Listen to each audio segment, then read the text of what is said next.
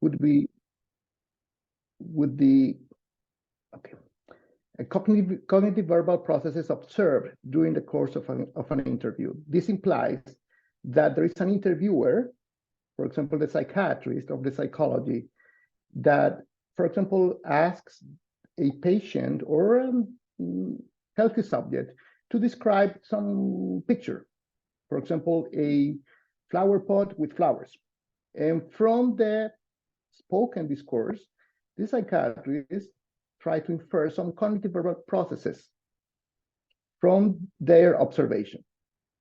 So now this brings the question where we can actually infer, or the psychiatrist or psychologist infer the conceptual organization or the lack thereof, the disorganization of this patient or healthy subject just by observing, by hearing or analyzing the language. And the answer can be yes.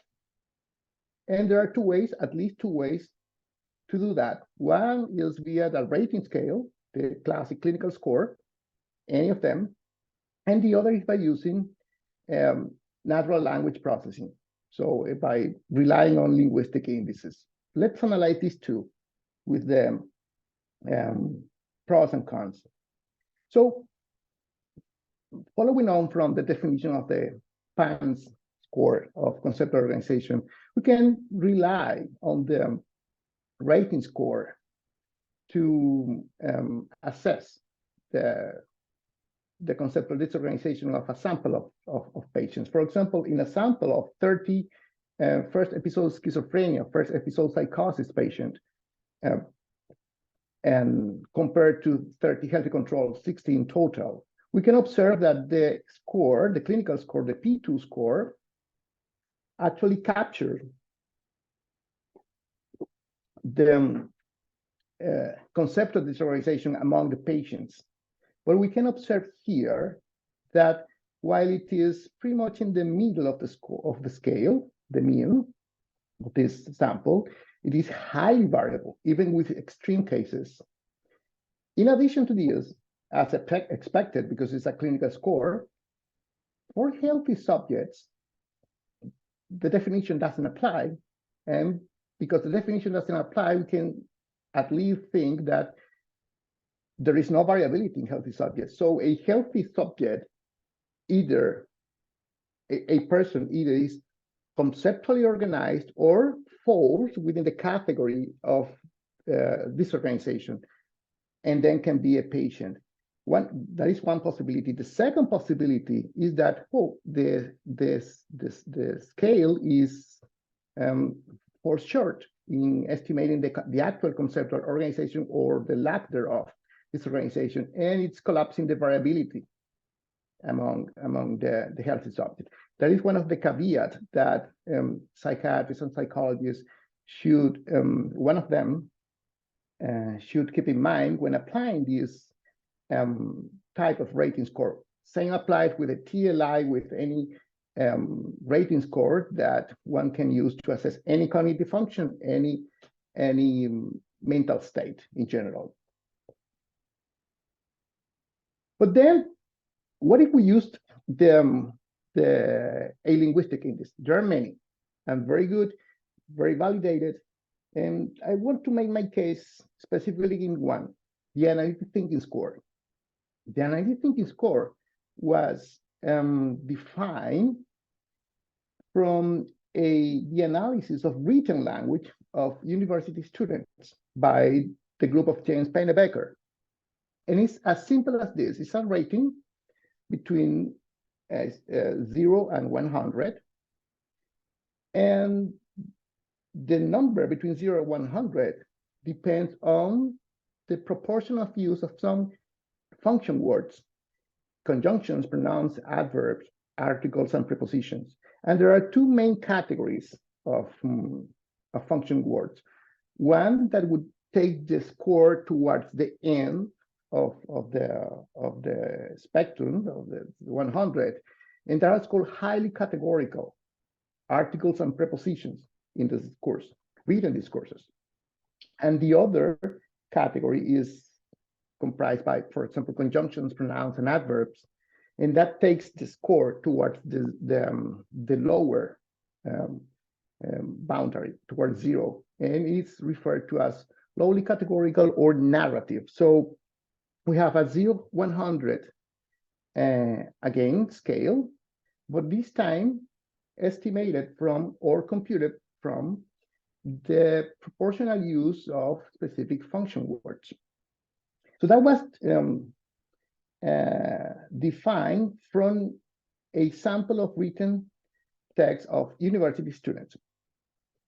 And in a previous work of our group, specifically led by Angelica Silva, she proposed that conceptual disorganization in patients could be also somehow estimated using the same analytic thinking score. For example, a discourse of a patient would fall towards the 0 side of the score, whereas a healthy subject will fall towards the 100. Highly categorical one, meaning high conceptual organization, and highly narrative or lowly categorical for the patient group, and leading to a lower scale, below 60, below 50. So that was the proposal in the work of Angelica. And she found some further evidence to support that. When comparing the analytic thinking score of the discourse used by healthy subjects, she found that in average, the analytic thinking score for healthy controls were higher than the analytic thinking score of first episode schizophrenia. We can use a toy example of this score. In that picture, there is a flower pot and flowers. The flowers look like planted in the pot. This structure would be associated with a high analytic thinking score, where another structure, I can see a picture showing a flower pot and some flowers, sure, pot and flowers, would fall in the category of a low analytic thinking score. If I wonder, this is my particular question, whether this second example in the category of low analytic thinking score would be similar to one produced by a patient with, at least with first episode psychosis, would actually be considered conceptual disorganization. From this score, we can say that it's lowly analytical, very low categorical. But maybe a psychiatrist or psychologist using a P2 score wouldn't classify this example as an evidence of conceptual disorganization. However, this could be a score associated with the discourse of a first episode psychosis. So what we can have here is that variability that I showed with the positive, the P2 score in the PANSS rating scale, that variability is accounted for the analytic thinking score. But in addition to that, the analytic thinking score also shows the variability among healthy subjects, and also shows some variability among patients who score very low in the P2 symptom scale. So it appears that the analytic thinking score not only accounts for the variability of among patients, but it also shows that among healthy controls, there is also a variability in the conceptual organization, and that variability might be collapsed if we use the P2 score exclusively. So if we go back to our initial question, can we infer the conceptual disorganization of a speaker by observing their language? And the answer is yes. Yes, and we can use the rating scale, like a P2 score, and it's good. But using natural language processing, for example, using the analytic thinking score could be even better than using the the analytic thinking, the rating score. And there are many others. I just wanted to make the case for the analytic thinking score for the next step, which is showing that the analytic thinking score, even though it is a signature of conceptual disorganization, it doesn't necessarily indicate a conceptual organization state. So that takes me to this to another question. Does the analytic thinking score indexes conceptual organization? You can see that it does explain that variability between groups, healthy control and first episode psychosis, and within the healthy control people. But we don't know yet that whether this analytic thinking score actually indicates conceptual organization. There is a question that leads me to a transit from a heuristic of what conceptual disorganization is to a formal definition. And we can here appeal to the notion of cognitive scientists. And we can use a heuristic here. So when we think about conceptual organization and the lack thereof, disorganization, we think in terms of two extremes. For example, highly organized concept could be associated with, for example, a library. If we go to a library, we have many concepts in terms, for example, books, and we can rapidly access to the concept we need to express our thoughts, the books. And the lack of that conceptual organization, meaning towards conceptual disorganization, could be a messy office. That speaks to entropy. So disorganization, entropy. So these heuristics make sense within the concept of, within a rating scale from 0, high entropy and a messy office, and 100, very well organized system of knowledge, for example, in a library. And that makes sense to associate these heuristics to the analytic thinking score as proposed by Silva and all our group before. So from here, we have a keyword, entropy, that might signal something interesting for the notion of conceptual disorganization. And that allows us to provide a tentative formal definition of conceptual organization. That is the definition that we are proposing in that paper. And we are pretty much breaking down and unfolding here in this topic. Conceptual organization is the set of possible worldviews. So we have several different worldviews potentially in our long-term memory. And each of these worldview has a probability of reflecting the actual reality. And we can have two extremes here. We can have high conceptual organization and low conceptual organization. This speaks to a probability distribution. A probability distribution in which, if we have ambiguous representation of the world, for example, in this case, this distribution will be more entropic. In contrast, if we had a less ambiguous representation of the world, I have a clear hypothesis about what I am seeing, for example, the flower pot with flowers inside it. And I can have, well, it might be, yes, it's flowers and a pot. Actually it is, but the flowers are inside a pot, the reality. And I have pretty much confidence about this representation, and this implies lower entropy. We can easily compute this entropy in both cases by just taking the logarithm of each of these two probabilities and then multiplying each of these two probabilities, the log of these each two probabilities with the actual probability, summing over, and then taking the negative. So we can, with a very algebraic application of the information theory of entropy, we can just compute a basic, at least a first estimate of how this probability distribution as a property of the conceptual organization, which is a set of worldviews, can be described more formally in terms of an equation, a mathematical equation that speaks to to the free energy principle. The free energy principle proposed by Carl Christensen and his group is no more than a state of energy,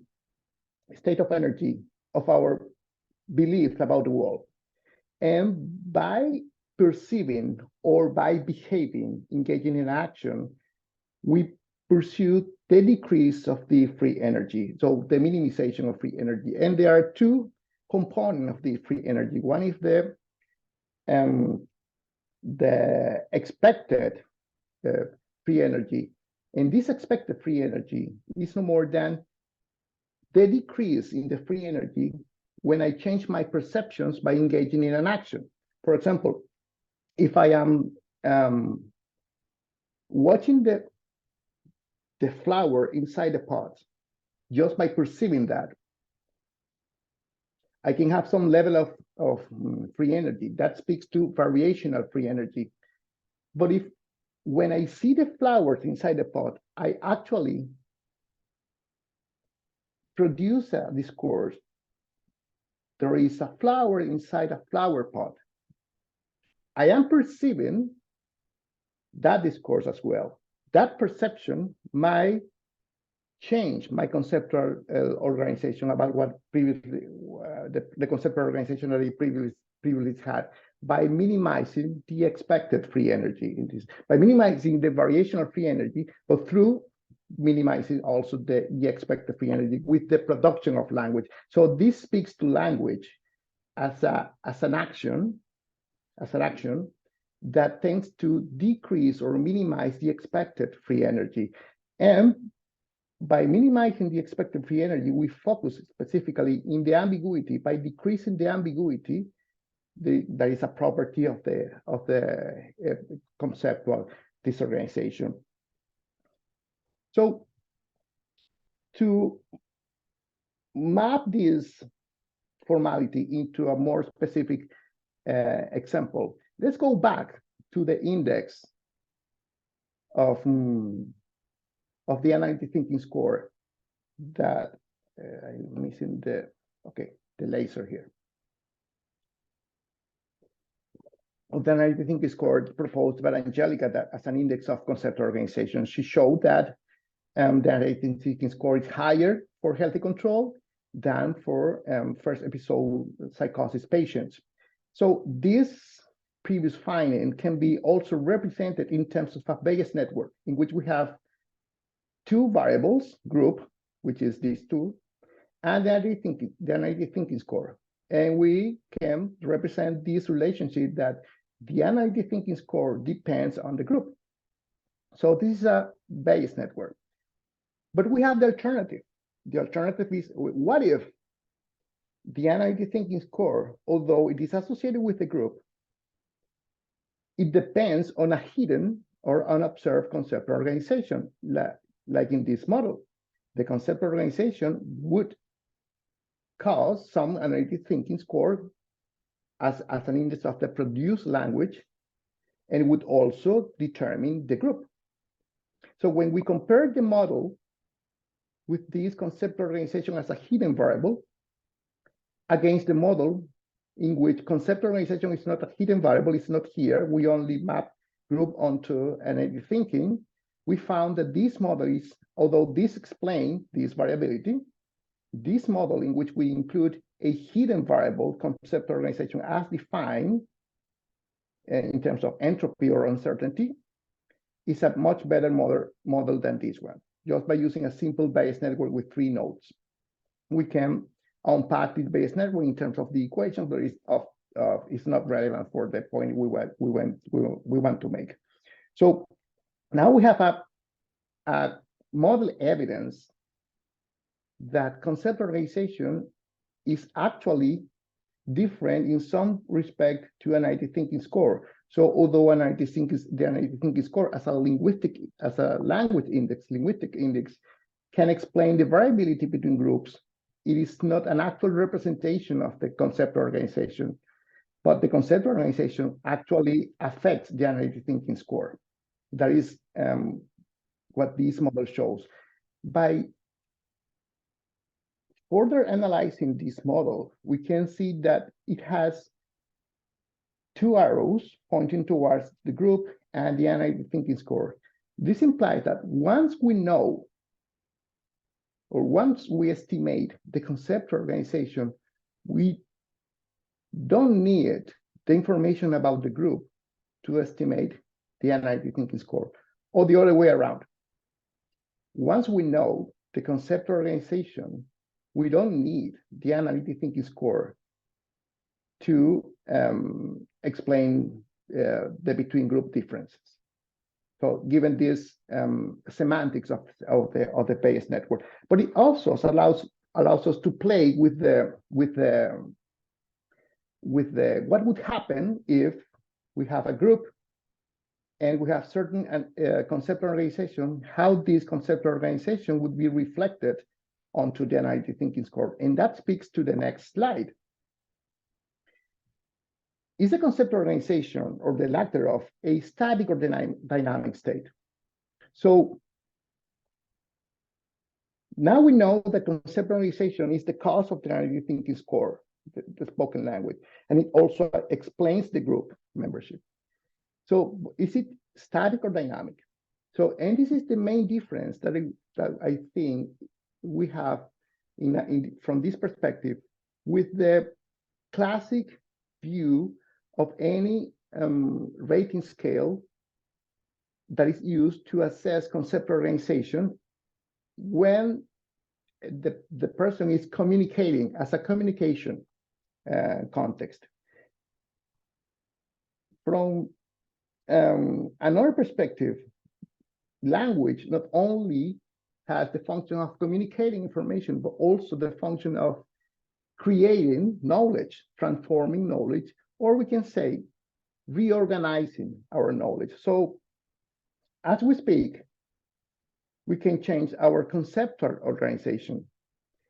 And this is the core of how the free energy principle, in terms of the expected free energy principle, would work in terms of changing, the possibility of changing our conceptual organization in terms of minimizing the uncertainty from the previous conceptual organization or the prior conceptual organization towards the posterior conceptual organization in Bayesian terms. And let's make that a more formal definition. This speaks to the process of producing a discourse, a piece of discourse, as a decision-making process. At the beginning of the decision-making process, we can have a state of conceptual organization, let's say a state of conceptual organization with high entropy. And then we start to speak. As we start to speak, we start producing function words and semantics and the relationship between words, syntax. And the conceptual organization starts changing until we finish producing a specific piece of discourse. This is a decision-making process expressed formally as a partially observable Markov process. So I will not go into the detail of what a partially observable Markov process is, but just to make the point that during the discourse production, during language production, this conceptual organization, the state of conceptual organization at the beginning of the speech may change as we speak towards the end of the speech. And we have an example here. For example, for the FEP group, if we fix XPP here in this node of the Bayes network, the prior state of conceptual organization would be very low, 0.1, 10%, compared to the high conceptual organization of the healthy subject. But then the subject has two representations and can produce two different pieces of discourse. One with a low analytic thinking score, and the other with a high analytic thinking score. And we can observe that at the end, this conceptual organization changes in both cases. In one case, it gets worse. in the other case, with a high analytic thinking score, it gets better. In theory, given the model. In the case of healthy control, happens the same. It starts with a prior conceptual organization, and given two possible pieces of discourses provided by the two different representations in the conceptual organization, can make this prior conceptual organization worse, or can make it better, much better than it was at the beginning. So we can see that given the model and this formal definition, the prior conceptual organization can change from one point in time to the other point in time at the end of the discourse production. But that is not what we actually observe in the clinical interview, because in the clinical interview we only have a piece of discourse, and we infer the conceptual organization given the rubric, given this static piece of discourse. But it appears that the conceptual organization is a dynamic process that changes as we speak. But you will say, well, even the patient, given this theoretical model, would be able to change, to improve the conceptual organization if the patient produced a discourse with a high analytic thinking score, or indexed with a high analytic thinking score. So, but something reflected in the actual discourse indicates that the patient, instead of using this high analytic thinking score, or the discourse with a high analytic thinking score, it produces a discourse with a low analytic thinking score, given a low conceptual organization, or the lack thereof conceptual disorganization, as it is defined in the clinical field. So, and that implies, what is the cause of this? And my hypothesis is that this conceptual organization can be constrained by the aberrant connectivity of the brain network that underlies uncertainty. So to briefly illustrate here, I'm going to go back to a paper I published pretty much 10 years ago, 2013, in Neuroimage, assessing the brain activity during two different conditions of uncertainty. Uncertainty as a general domain in cognition. Here, not related to language specifically, but just as uncertainty as a general domain. For example, in one, I think this video doesn't show here yet. I wish it could. So in this, it was supposed to run a ball moving from one side of the screen towards the edge of the second ball, and then the second ball would move towards the other edge of the screen. This would be a low uncertainty. It's like predicting when this ball would hit the second ball, and because there is a low uncertainty on this when, the prediction error distribution of this in this condition would be very low, and the variability, meaning the uncertainty or the entropy, would be very low. In another condition, we can introduce some uncertainty. For example, a temporal gap between the hitting time and the launching time. So this temporal discontinuity would introduce some uncertainty. That uncertainty will be reflected in larger prediction errors and more uncertainty in the distribution. And we can observe here that two regions of the brain, the insular cortex and the anterior cingulate cortex, are sensitive to this effect. The activity of these two regions of the brain increases as the uncertainty increases, as the prediction error increases. So that was in 2013. There are many other papers from many other groups that show similar effect in the salience network, and I just briefly call it this is the low uncertainty condition, and this is the high uncertainty condition. So more specifically in schizophrenia, we can use another test, the Stroop task. In the Stroop task, there are two conditions, the congruent and the incongruent. The congruent is yellow written in yellow, and the incongruent would be yellow written in red. Subjects face uncertainty when responding to the incongruent condition, yellow written in red. And that uncertainty is captured by a parameter of a mathematical model called the drift diffusion model. So the parameter expresses the inverse of the uncertainty, the precision. A steeper slope of this parameter, the drift rate, would indicate low uncertainty or more precision. And we can observe that in first episode schizophrenia, the uncertainty is higher or the precision is lower during the uncertain condition, during the incongruent condition. So we have two evidence. One is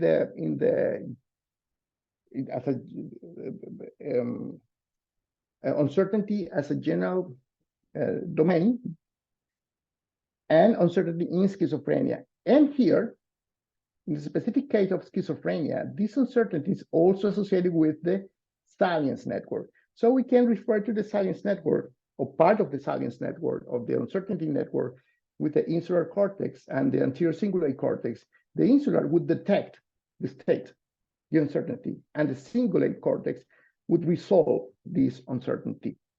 So in the schizophrenia population, this is affected. This affected connectivity between this insular cortex and the cingulate cortex is affected, whereas in the healthy controls, it has stronger connections. For example, within the insular cortex, in schizophrenia, the connections are weaker in this case. So the main point here is that the effective connectivity, as estimated using dynamic causal models, is aberrant in the case of schizophrenia. So in our paper, we question whether these differences in conceptual organization with a signature analytic thinking and estimated computationally, for example, using Bayes network, can be also reflected in the salience network. And this is something, a summary of what we found. We found that in the healthy control group, showing a low entropy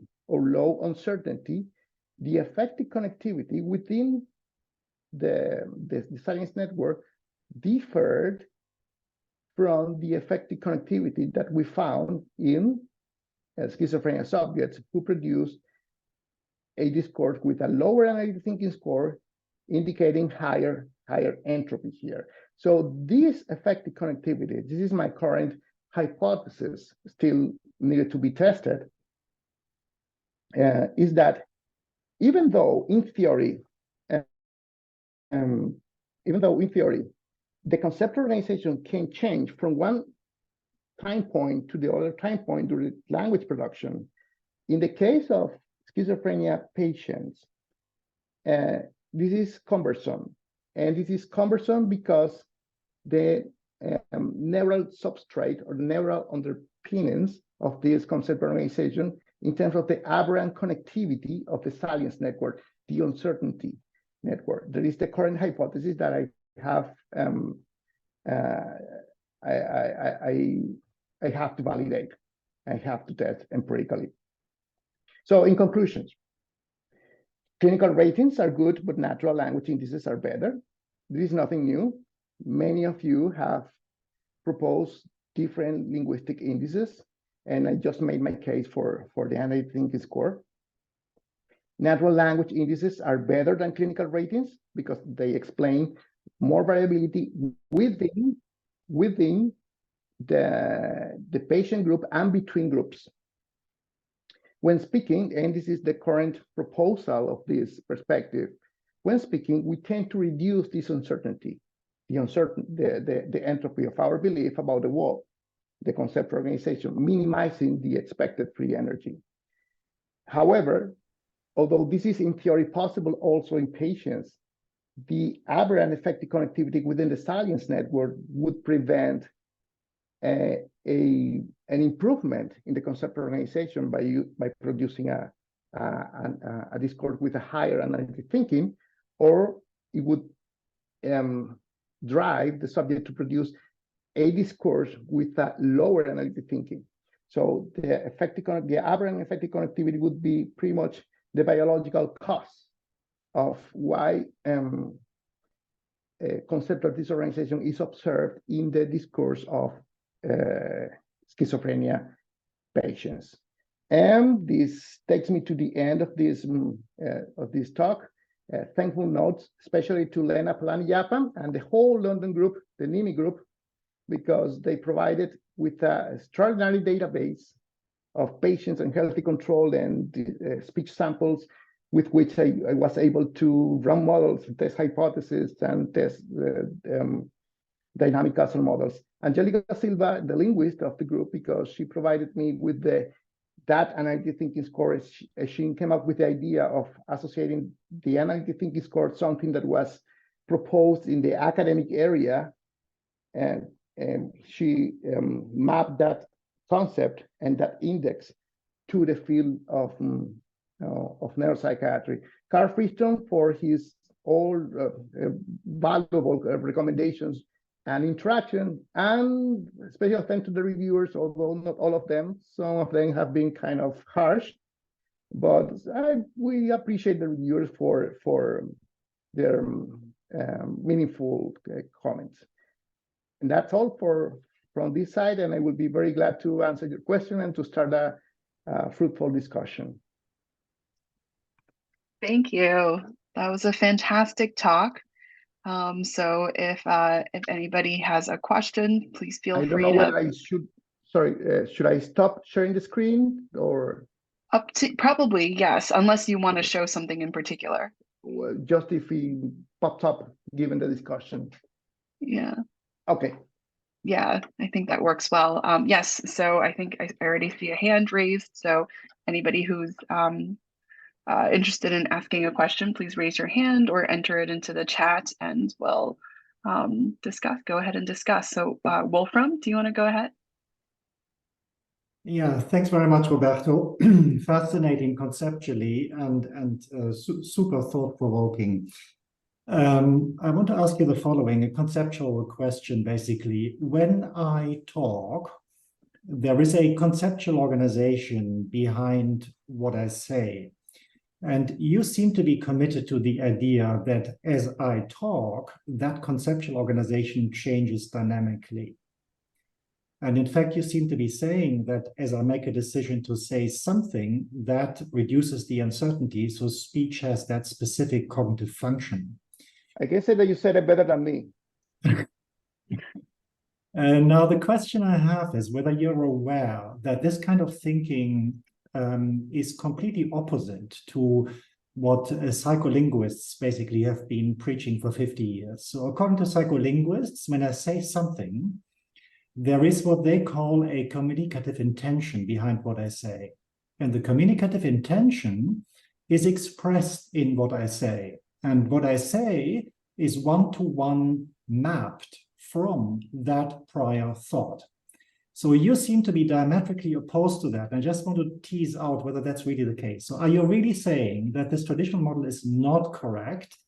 And rather, as I start talking, my conceptual organization is constantly shifting? Well, I would say thank you very much for the fantastic summary and for bringing up a provocative question. So, well, it depends on the perspective, of course. I mean, in psycholinguistics, from the Chomskyan perspective, it's different, if at best, and opposite at worst, to, for example, the functional perspective of Halliday. And so the ideational property of language speaks to this side more than to this side. So if we rely on these two different traditions, yes, that is the question. But I don't want to marry a specific tradition. I just want to bring up the point that maybe we can have a communicative goal that serves as a control system,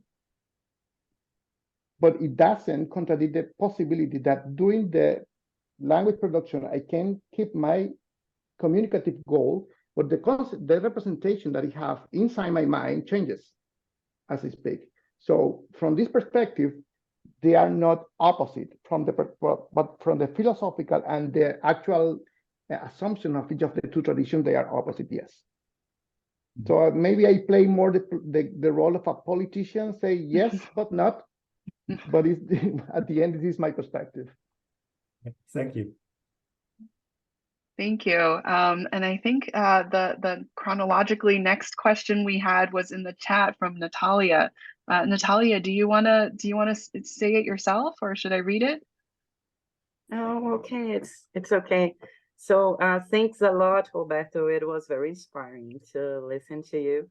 I have to say I'm not from the linguistics, so Wolfram just helped me to understand how to cope with those theories. But as a psychiatric's perspective, the feeling that I have is that some of information that we use to understand this aberrant markers of communication that we listen from our patients is also in the sequence of ideas, is in the sequence of words that someone is choosing to communicate something that it's inside them.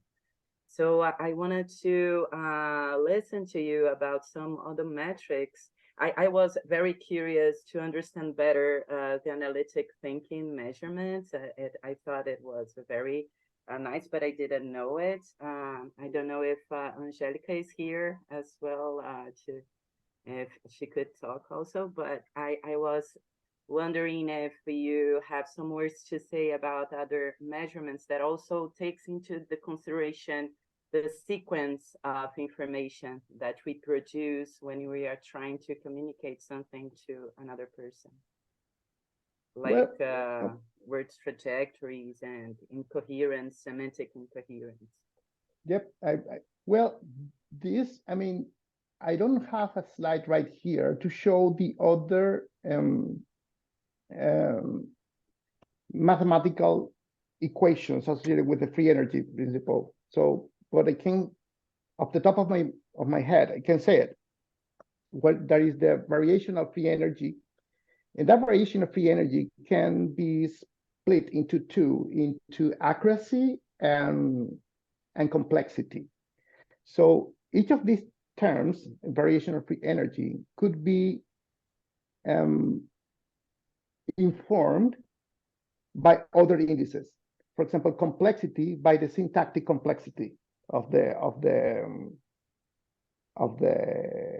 sentence or the discourse, depending on the level of analysis, and accuracy or goodness of fit by semantics. So we can inform or we can improve the model by including other indices in the side of the variation of free energy. We have the expected free energy, and the expected free energy has two components. One is the uncertainty or ambiguity or entropy, and the other is the pragmatic value. The pragmatic value speaks to the communicative goals, so we can inform the model with communicative indices to the pragmatic term, whereas we can keep the energy thinking score as an index that informs the ambiguity. On the side of the variation of free energy, the other branch of the free energy, we have complexity and accuracy, and complexity can be informed by syntactic indices, and accuracy could be informed by semantic indices. So the answer to your question, yes, at least there are not contradictions between using one index, the energy thinking score, and using other index. In contrast, the other indices might inform a more a better model, all under the umbrella of the free energy principle. So the answer is yes, we can use it. Which index? I don't know. I am not that expert in linguistics to specifically define a specific index. What would the semantic index would be, and what the syntactic complexity index would be, or what the pragmatic, the communicative index would be the most appropriate to inform the model. What I could do is to test different indices within the same free energy principle-driven model, like this one. So the answer is yes. Thank you. Amelie? Yes, hi. I had my own question, but before, I don't know if I can comment maybe on what Wolfram was saying. I was just wondering, I also have this like idea of like communicative intention and like sort of the message you want to communicate in my mind, but like when you were talking earlier, I sort of interpreted it as like a series of communicative intention, and the idea that there's like not just one message to communicate, but like during like a more like pronounced, like prolonged discourse, like there's a series of idea. And is it a little bit like what you had in mind of like communicating a series of like communicative intentions? Like, and can we sort of like start to reconcile a little bit the two approaches this way? Yeah, it is. Actually, it is possible. And so I apologize for not having the slide with all the equations here, but I have it in my mind. We have in the expected free energy, we have the pragmatic term and we have the uncertainty term. Together decreases or minimizes the expected free energy. In the pragmatic science, it could be multidimensional. So when these heuristics, let's say I'm a patient and I go to a clinical setting and they have a psychiatrist in front of me asking me, or a psychologist asking me, or a counselor asking me, hey, please, could you describe this picture in 1 minute and say a story about it? And I would do 2 things here. Yes, I would try to fulfill the goal. There is a pragmatic goal. So because I want to get out as soon as possible. Or if I am in an experimental setting and I will be given a gift card as a reward, no, I want the gift card. So if my task is to complete the task of describing a picture, I will do it as best as possible just to get the gift card. There is a pragmatic goal as well. That informs the pragmatic term of the expected free energy. But there is a communicative goal.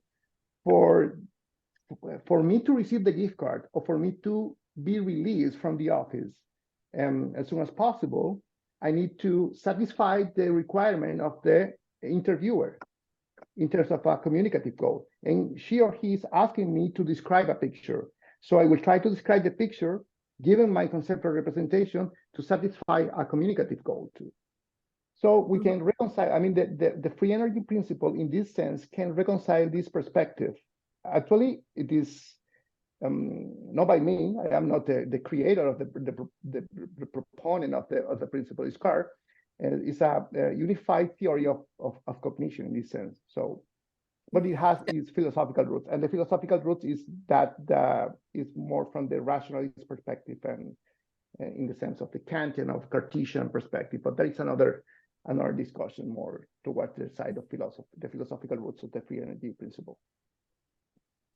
And can I go ahead with my question now, or is there somebody else? I don't want to take too much time, but it sort of like leads like well to the question I had, because you gave the example of like describing an image, and like in your slides, you gave the same example, and like the scores were like really high for like for the analytic thinking score for very basic image description. And I was wondering if we would like get with the opposite like problem of ceiling effects, if like we want to target more narrative language or more like free speech, and like is there a constraint on what kind of language production data we can apply this to, like due to ceiling effects that like the analytic score is like too high? Well, I mean, I would say in principle that there is an empirical question. We need to test it. So there is, now you have a study to run in that sense and see whether there is a ceiling effect. And sorry. So my answer is that's an empirical question. Yeah, I had a related question jumping off of that, not in terms of like a experimental ceiling effect, like a methodologically linked ceiling effect. But I think clinically, we might, we probably see that on average, people with psychosis would have lower analytical thinking scores. But there's also a small subset of people with conceptual disorganization who might have stilted speech. And actually, I don't know if you can conceptualize, but there are people who might actually score very high on analytical thinking scores, and their speech actually is like disorganized or incoherent, but they might use a lot of terms that would end up scoring highly, like however and therefore, and patients who like to string their thoughts together in this way. I was wondering, do you think of that as just like the imperfection of the computational measurement, or is there a way of thinking about these kinds of things? And I think that's true for other ways that thought disorder is manifest as well, that in psychosis you actually see maybe different kinds of effects in different subgroups of patients. So I was wondering if there's a way of applying the free energy principle to understanding these kinds of observations. Well, it is possible in theory, because as we said, I mentioned the word state, the state of uncertainty. So in the model, you can include, in theory, as many states as you want. So if you have a hypothetical state of other dimension of disorganization that is not captured by the analytic thinking score, we can include that state in the model. So in terms of modeling, it is possible to explore that possibility in terms of the model. How I would do it, I don't know at this point. So, but in terms of the mathematical machinery behind the model is allows to explore that possibility too. Okay, thank you. Lynn? Just a quick follow-up on this nice proposition that Roberto tested. Analytic thinking is an interesting idea. It comes from the writing literature Pennebaker has been working on for a long time. It hasn't been applied to speech. It's Angelica and Roberto who really brought it up to speech applications in clinical aspects. But there's one thing to keep in mind. It is completely based on positive loadings for function words like articles, prepositions, and negative loading for pronouns, conjunctions, and auxiliary verbs and things. It is written as a psychological variable of language by Pennebaker's group, but that doesn't really map onto some of our own concepts about abstract thinking, concrete thinking, analytical thinking. In fact, it could be opposite. The more analytical a person is, they may actually have more dynamic expression in their writing, not an analytical thinking, high score of analytical thinking. So this is something we grappled with when we wrote these papers early on, how to make sure that the field doesn't get completely different messages about analytical thinking. Thanks, Lena. I think I'd like now to jump to a comment in the chat from Louise. Louise, do you wanna say it yourself, or no? Okay, I'll go ahead then. So Louise says multicultural factors and differences in language concept formations, ? Multitude of combinations of variables one encounters living in different countries. So I think Louise is asking about how to understand multicultural factors in the context of conceptual disorganization and also the free energy model for this, if I paraphrase correctly. That's an excellent question. And now it allows me to share the screen again and go back to the model and to see how we can explore the effect of that.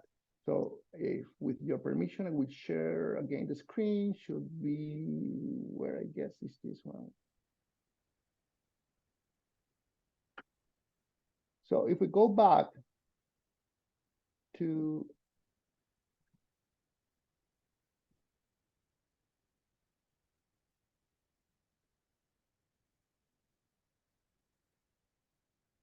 excuse me, here to this. This is the proposed model. So in this proposed model, we have the actual production of the discourse, but we have all the possible factors that could affect the initial state of conceptual organization. But here we can include an additional node of as many nodes as we think affect this conceptualization, cultural, age, any covariate, any cultural covariate. We can include it here as an additional mode that would affect the initial state of conceptual organization. From here, this conceptual organization might or might not change as we speak. So we can include and explore this effect of cultural variability in terms of modeling by including additional nodes that affect the conceptual organization. That would be my answer to your question.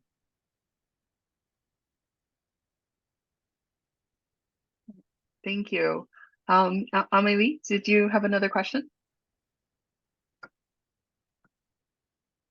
Yeah, it's maybe a very naive question, but I was wondering if the analytic thinking score that you are talking about here is the same that we get with the LIWC, or if it's something different, and like if we want to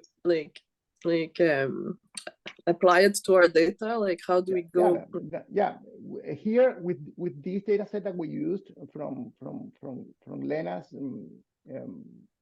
group, and we use the Luke software to extract the analytic thinking score. However, and they don't disclose the actual algorithm to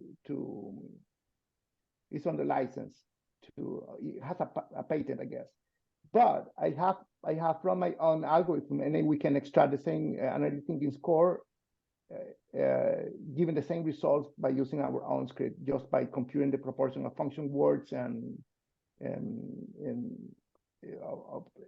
for a specific language, but it applies to specifically in English, although they can do it now with Spanish and other languages, and by normalizing to the 0 to 100 scale. So we can use our own algorithm to compute the thinking score, but for here we have to use the Luke software. Okay, Wolfram? I just want to make a comment on what you, Lena, said before. So in this analytical thinking index, the term they are using to describe what they are doing is a little bit obscure, right? So effectively what they are measuring is function words in grammar. This is what this is about. And they are phrasing it in psychological terms, but gratuitously, because that's not what they're measuring. So it's I think this old idea that somehow thought is what you have to talk about, but then language is just a pointer to that, but in the end, you're never measuring thought, and language is the only thing you ever measure. And so I think there is another insight here that this uncertainty reduction through language that you're talking about, or through speech specifically, actually relates to grammatical organization in speech. In other words, because this is what function words pick up. So that it's because of grammar, so that we give meaning a grammatical organization, that our uncertainty reduces. I think that is a foundational idea which is really super important, also explored by Rui He in my group at the moment. So I'm really hoping that this idea will flourish, because it seems so important and so in line with what we are effectively measuring, even if we are talking the language of thinking.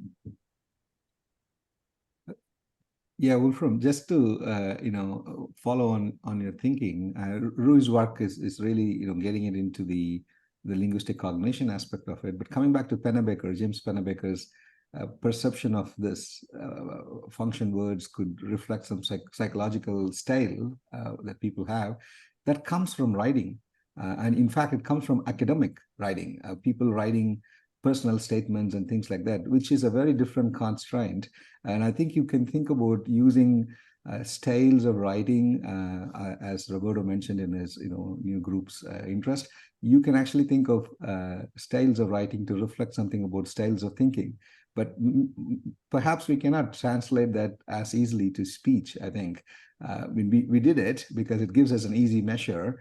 It puts just function word counts in a simple mathematical algorithm for us to get a score that we relate with.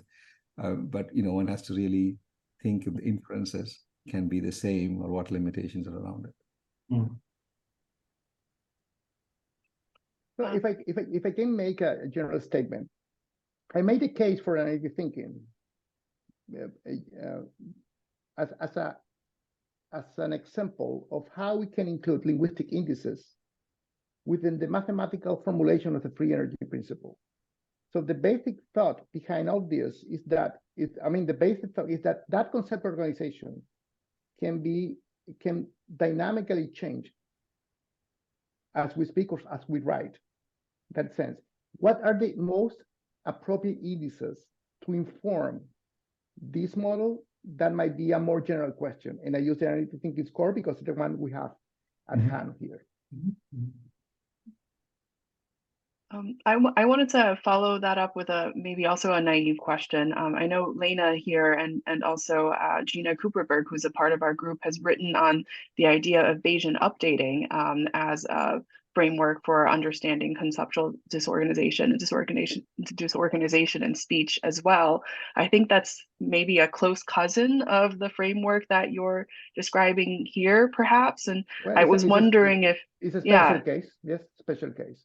Bayesian updating is the evolution of it's the posterior from the prior. Right. And so I was wondering if there are like analogous ways of understanding similar processes, or if you feel like there are any major important differences that the two different models would kind of create in terms of our understanding of how it is hard for me to not rely on the mathematics behind it and then the implementation behind it. So as currently formulated, active inference has the machinery to switch on and off different parameters. And switching on and off different parameters are the constraints given by our theories. Could be our philosophical constraints. It is dynamic versus static. Could be our specific linguistic perspective.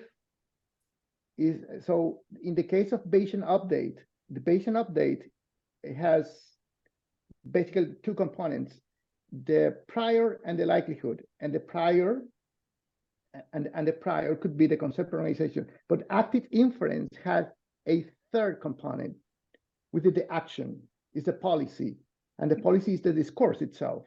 So if we switch off this component, this is what I meant by switching off and off, we have the Bayesian update. So this is what I said, that the Bayesian update that you referred to, Sonny, is a special case of this, just by switching this off. Thanks. And Wolfram, did you have something else to add? I guess, Brian. Yeah. Brian, I guess you have raised your hand. His physical hand. Physically. Go ahead, Brian.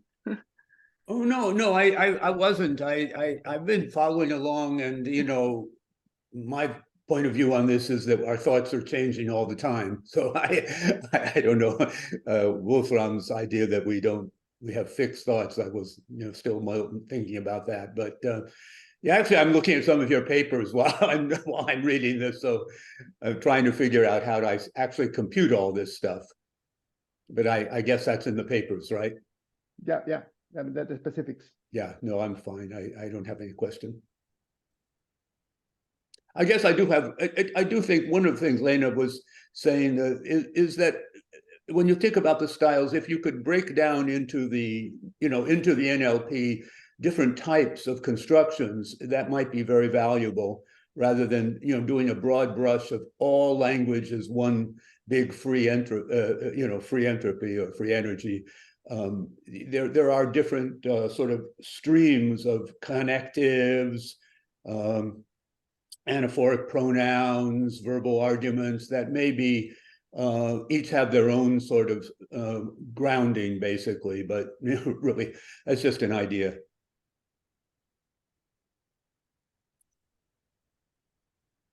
Okay, thank you. And Amelie, you also have your hand up.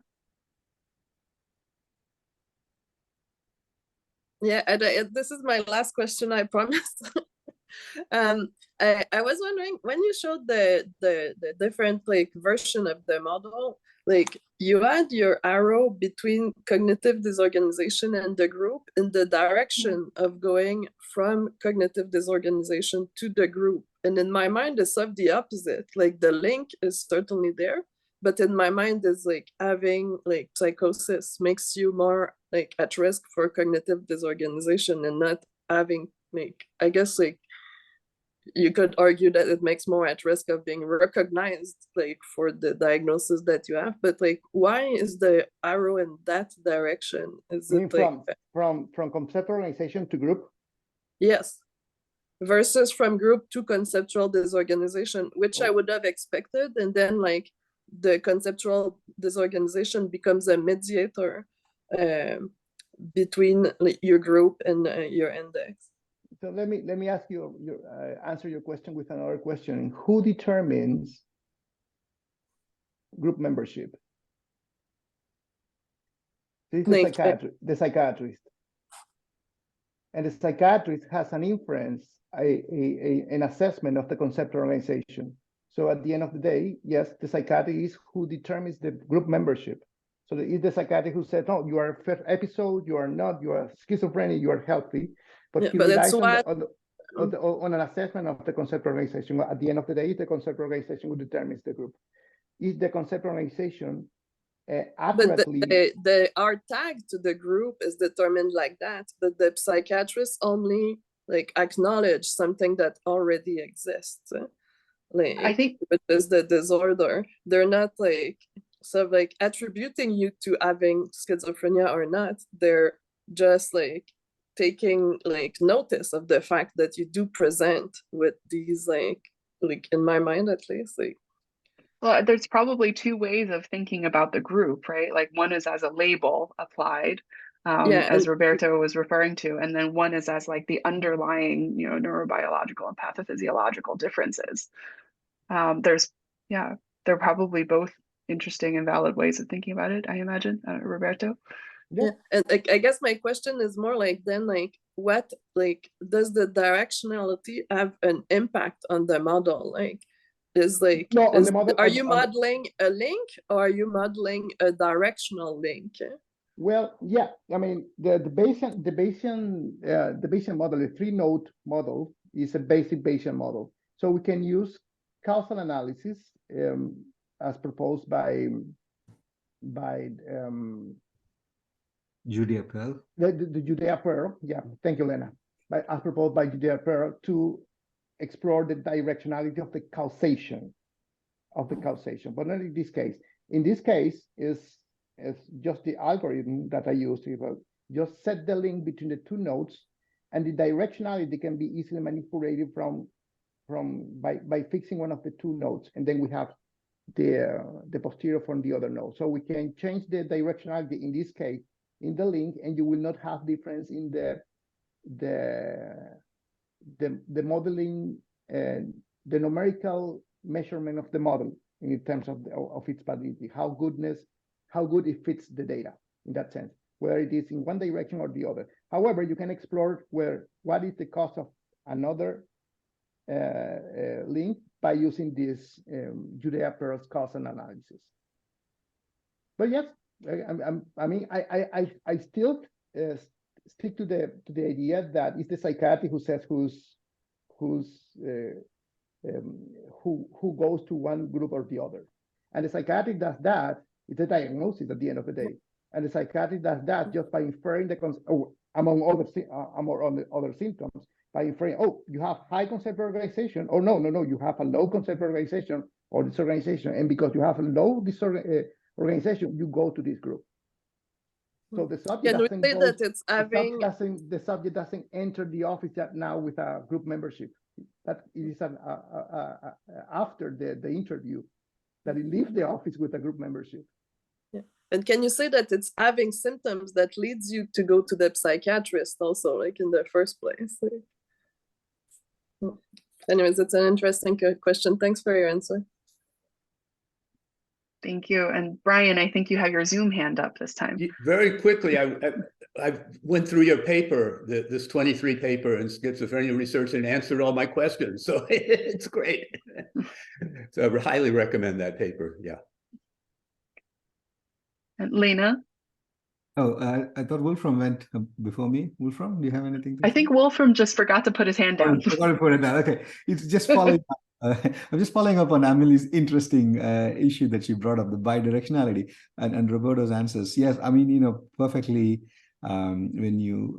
perfectly clear when symptoms are the ones that kind of determine the diagnosis. So if conceptual organization is thought of as a symptom, it comes early, and then based on that we make a diagnosis. But there is a leakage on the other direction as well, and we cannot completely ignore it. For example, if somebody is giving a talk and if they are disorganized, we will rarely note the disorganization as a serious problem. But once you have a label of schizophrenia attached, the subtle deviations in speech that people make becomes a rateable, scoreable item in our checklists. This is important if the modeling has been a rating scale based CO score, but this is where Roberto differs from our problem we have. He's using this as a latent variable, which is not seen by the clinician. We don't know how that score works. So I think it's valid to put a single arrow, but be aware of the leakage that could happen if it's a rating scale score. In fact, Roberto was showing, I think, at the beginning of his talk, the comparison of the P2, I think, on the PANS between schizophrenia and healthy controls, and there was hardly any elevation in healthy controls. And I was remembering that when I was being trained as an assessor in these kinds of standardized assessments, we were taught that the difference between the null answer and the one mild or the one up was that there was some clinical significance to what was going on. So it does become a circular loop, as a logical loop, as Lena's pointing out. Yeah, I don't know if you had something to say, Roberto, or there's also a question from Sylvia in the chat. Here now you are the superstars. I'm not. I'm the case now. No, I don't want. No, thank you very much. I mean, yeah. I mean, just the main. I mean, if I were asked to provide two take-home messages from the perspective, these were B2. One, conceptual organization is unobserved, and either the psychiatry or the psychology,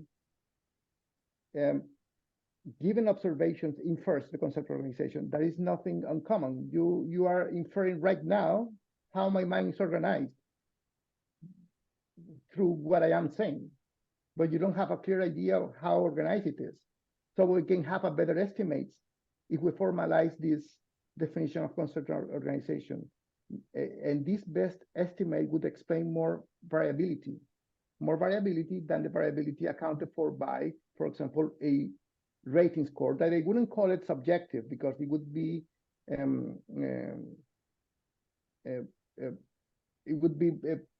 mean, it is not appropriate to say subjective, because I don't undermine subjectivity.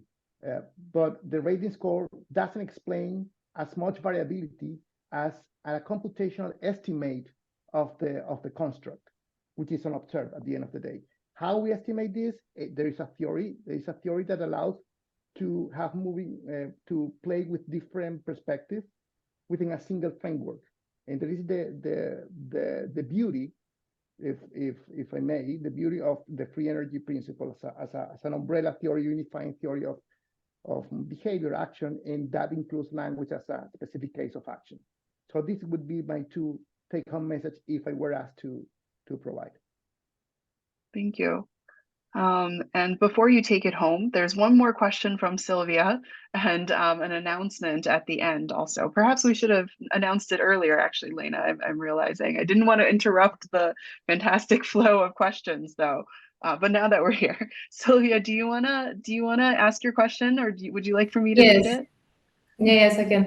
No, because if I understood well, Roberto showed that at the beginning, the conceptual disorganization is lower and there is higher entropy, and then it gradually changes and increases. But if I think about tangentiality, for example, in patients, I imagine that it's a bit the opposite, that it happens that at the beginning, the conceptual disorganization is high, but then it gradually become lower. So I was wondering if you have any thoughts about this.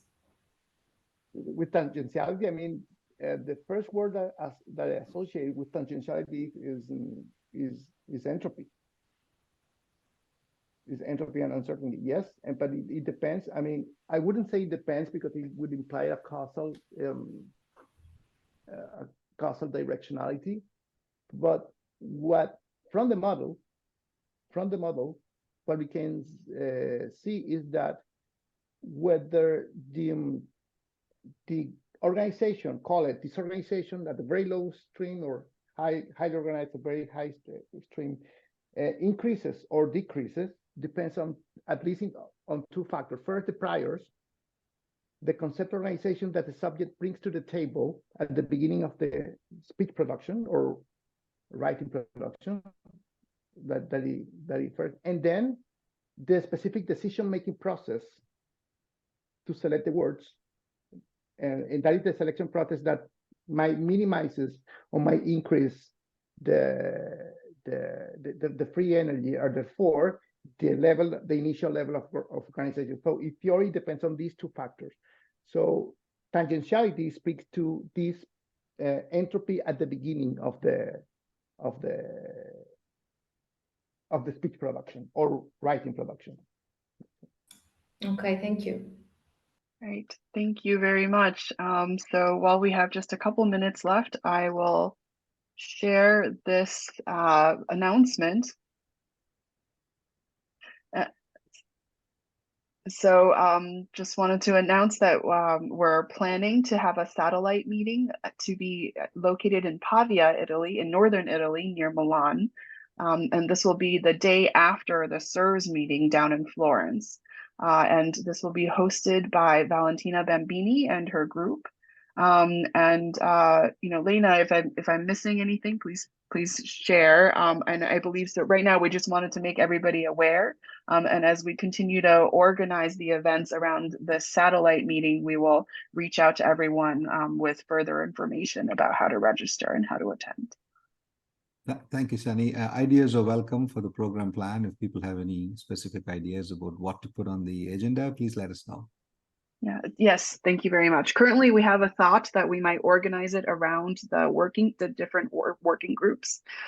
So if you're not already, you know, if you haven't already seen the working groups and thought about which ones you might be interested in, please take a look at that as well. And then, of course, other ideas would be greatly welcomed.